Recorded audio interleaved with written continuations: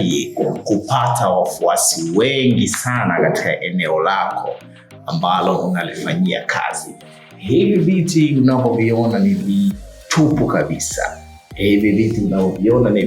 kabisa. Hii ni kwa sababu hatuelewi wajibu wetu sisi kama nani. Afrika Leo atakuelekeza ni jinsi gani ya kujaza hivi viti na kuwa na wafuasi wengi sana ambao wataweza kufuatilia. Wafuasi ambao tunahitaji ni wale ambao wapo na fikra za maendeleo, wanahitaji kuendelea kinamna moja ama nyingine, na hawa wafuasi hawawezi kuendelea bila kujua historia yao, asili yao ilikuwaje huko nyuma. Na ukishajua asili yako ya huko nyuma, hapa ndipo utajua pa kusimamia. Hapa ndipo utajua kwamba wewe mwenyewe ni mtu ambaye unatumiwa kama soko. Afrika tunatumika kama soko fulani hivi. Watu wakija wanajiuzia bidhaa zao, wanachukua bidhaa wanazohitaji. Sisi tunanyonywa, sisi tunaumizwa, na sisi wenyewe tunawaua viongozi wetu waleta maendeleo. Kwa hiyo Afrika ndio itakufahamisha. Afrika Leo kipindi hichi ndio kitakufahamisha jinsi gani ya kutengeneza watu walio bora, na tutaendelea kutengeneza. Hapo baadaye tutakuwepo na bwana mmoja ambaye anafahamika kwa jina la Donnie. Huyu atatuletea historia fupi ambayo itatufahamisha sisi. Kama nilivyokuambia hapo awali kwamba hapo baadaye nitakuwepo na Donnie ambaye yeye atatueleza kuhusiana na habari ndogo ambayo tutamuuliza hapa. Donnie, karibu sana bwana. Hichi ndio kipindi cha Afrika Leo. Na wewe mtazamaji wetu, kama ilivyo kawaida, tunakukaribisha hapa katika kipindi cha Afrika Leo. Uendelee kupata madini ya jinsi gani utakuwa mzalendo aliye bora kabisa. Leo bwana, nimekuja na Donnie hapa, lakini tutakueleza kuhusiana na historia fupi, historia ya Che Guevara de la Senya. Huyu ni mtu wa aina gani? Hapa Donnie atakwenda kumuelekeza ni mtu wa aina gani. Bwana Donnie bwana, imekuwa ni siku nzuri kabisa ambao tunakutana, lakini hapo mtazamaji wangu alitaka ajue kidogo tu kuhusiana na huyu Che Guevara au Che Guevara alikuwa ni mtu wa aina gani kipindi hicho. Nataka uelezee tu kwa uchache hapa, tupate historia, tumdadavue kidogo, ili mradi tuonyeshe uzalendo wa watu waliokuwa wanahitaji kupigania maendeleo na walifanikiwa kwa dogo tu. Hii historia ya Che Guevara. Che Guevara alikuwa ni mtoto ambaye alizaliwa na pumu na mafua ya nguruwe huko Marekani. Ni mtu ambaye alikuwa ni mwanaharakati. Kipindi hicho alikuwa ni mtu ambaye anakataa sana unyanyasaji wa mtu mweusi, na maana kuna watu walikuwa ambao wanawanyanyasa hao watu weusi. Huyu alikuwa ni mzungu, lakini mzungu wa aina yake. Huyu alimsaidia Fidel Castro kuichukua Chile na kuwa rais kipindi hicho. Che Guevara kipindi kile wakati anaelekea kule akakutana na Fidel Castro. Fidel Castro kipindi hicho alikuwa wako porini, wakakutana porini huko.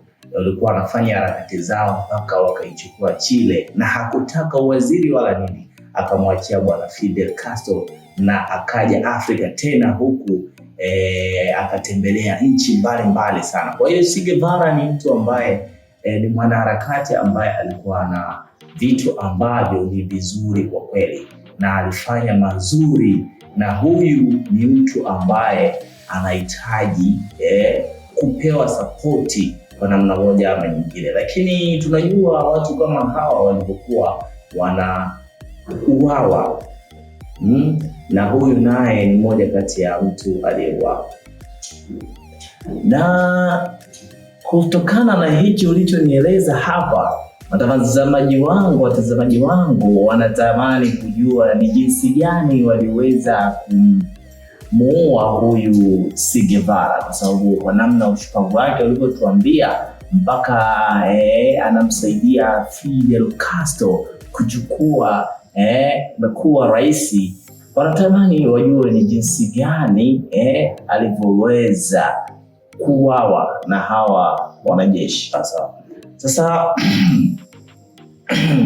swali lako hilo la jinsi gani Che Guevara aliuawa. Che Guevara kipindi hicho alikuwa yeye ni mpiga mwanaharakati kama nilivyosema hapo awali, kwamba ni mtu ambaye anapigania maendeleo na alikuwa yupo porini na alikuwa anasakwa sana kutokana na uzoefu wake. Alipigwa na jeshi lake lile, akawa ni mtu ambaye ni dhaifu kabisa, kamatwa na wanajeshi katika kibanda fulani hivi. Kuna mwanajeshi mmoja ambaye kipindi hicho wakati mwanaharakati Che Guevara anapigana, huyu mwanajeshi alikuwa na kaka yake.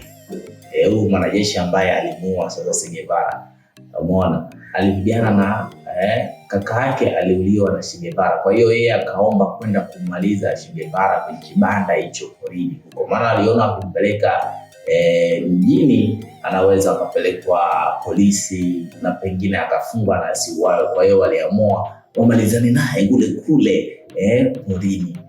Sasa wakati anaingia pale ndani kwenda kummaliza Che Guevara, alimkuta ni Zahrawi Ali. Ni mtu ambaye alikuwa kashakata tamaa ya maisha kabisa, mwili umesinyaa, alikosa dawa kwa sababu alikuwa na mafua ya nguruwe. Kwa alipofika pale, Che Guevara akamuuliza, bwana, unakuja kumuua mtu ambaye amedhoofika na tayari ameshaelekea, ni nafsi yake tayari imeshaelekea na yuko tayari kufa? Ule mwanajeshi akamjibu, asema, najisikia furaha leo kulipiza kisasi cha kakaangu. Kwa hiyo akampiga risasi ya bega kwanza, akaanguka chini, akampiga nyingine ya bega na kumalizia. Alimpiga kama risasi 8 hivi na kuhakikisha kwamba amefariki. Hapo ndipo Che Guevara bwana akawa ni mtu ambaye akapotea katika dunia hii. Naam, asante sana. Hii ni Afrika Leo, na jinsi gani tunavyokuletea madini ya aina yake. Natumai kufurahi katika siku ya leo. Afrika Leo tunaishia muda huu hapa. Mimi naitwa Fumbwe Ali, nilikuwa naye Doni Amadoni akitueleza historia ya Che Guevara. Huyu ni mzalendo, mwanaharakati aliyewahi kutokea huko katika nchi ya Marekani. Tukutane tena kwenye Afrika Leo na simulizi kama hizi na vitu kama hivi, ili mradi tukupe burudani na kujifunze kuhusiana na hivi vitu vinavyotokea katika dunia yetu pamoja na Afrika kwa ujumla.